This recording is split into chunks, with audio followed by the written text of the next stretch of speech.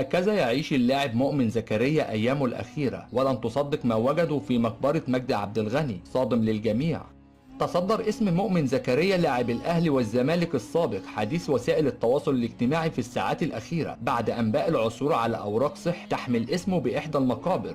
كما يغيب الدولي المصري مؤمن زكريا عن الملاعب منذ سنوات عديدة نتيجة إصابته بالمرض، وهو حالة نادرة تصيب واحدا كل مليون شخص، مما يؤثر على كافة وظائف الجسم والحواس بما في ذلك النطق والسمع. عثر تربي في إحدى مقابر القاهرة على ورقة تحتوي على طلاسم وكلمة مرض، بالإضافة إلى صور لمؤمن زكريا وزوجته أثناء حفره لزراعة أشجار، وأثار تساؤلات حول احتمال وجود سحر موجه ضد اللاعب الذي توجه بنفسه إلى المقبرة للتحقق من الأمر بشأن بما ما تم العثور عليه. والحادثة لقت تفاعلا كبيرا على وسائل التواصل الاجتماعي، وسرعان ما تصدر اسم مؤمن زكريا لاعب الأهلي والزمالك السابق الذي توقف عن ممارسة كرة القدم بسبب مرضه. إذا كنتم من محبين اللاعب مؤمن زكريا اعملوا لايك للحلقة حتى نعلم كم عدد محبيه.